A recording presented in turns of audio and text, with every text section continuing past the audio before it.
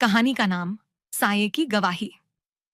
रात के ठीक 12 बजे जब पूरा गांव नींद में डूबा था, तभी वीरपुर की पुरानी हवेली से किसी के चीखने की आवाज आई।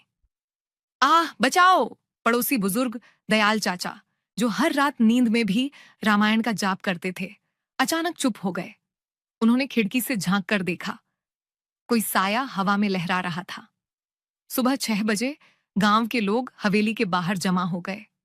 हवेली पिछले 30 सालों से बंद थी, लेकिन सबसे बड़ा सवाल यह था, कल रात हवेली में कौन गया? गांव के मास्टर जी ने कहा, शायद कोई साहसिक लड़का रहा होगा, या वो चुप हो गए। उनकी आंखों में डर साफ झलक रहा था। 8 बजे कहानी में आता है एक नया किरदार, आरव, शहर से आया एक युवा पत्रकार, जिसने सुना था इस हवेली में कोई रहस्यमयी खजाना छिपा है। आरव ने कहा, मैं इस रहस्य से पर्दा उठाऊंगा और हवेली में रात बिताऊंगा। गांव वाले सहम गए, मगर आरव की जिद के आगे सब चुप। रात 11:55 आरव ने कैमरा ऑन किया। मोबाइल में नोट्स भी तैयार थे। 11:58 पर अचानक दरवाजा अपने आप खुला। 11:98 पर एक साया दीवार से निकलकर सामने आ गया। उसकी आंखें लाल थीं।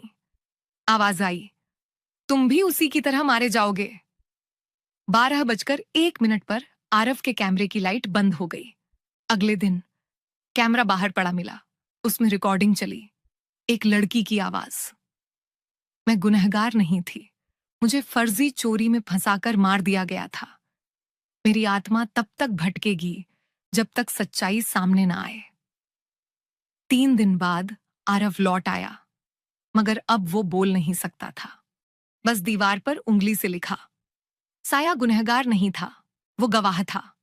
गांव वाले अब हवेली को सच की कोठरी कहते हैं, जहां हर झूठ की परत धीरे धीरे उतरती है, पर हर मिनट वहां कुछ ना कुछ बोलता जरूर है। शायद कोई साया। अगर पसंद आई तो बताओ, मैं इसका अगला पार्ट भी बना सकता हूं। कहानी में और भी ट्विस्ट बचे हैं। कहानी का नाम साये की गवाही।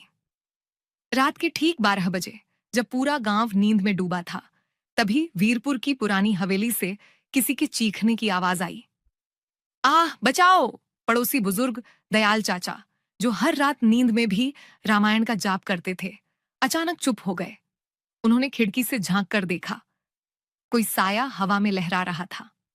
सुबह 6 बजे गांव के लोग हवेली के बाहर जमा हो गए। हवेली पिछले 30 सालों से बंद थी, लेकिन सबसे बड़ा सवाल यह था, कल रात हवेली में कौन गया? गांव के मास्टर जी ने कहा, शायद कोई साहसिक लड़का रहा होगा, या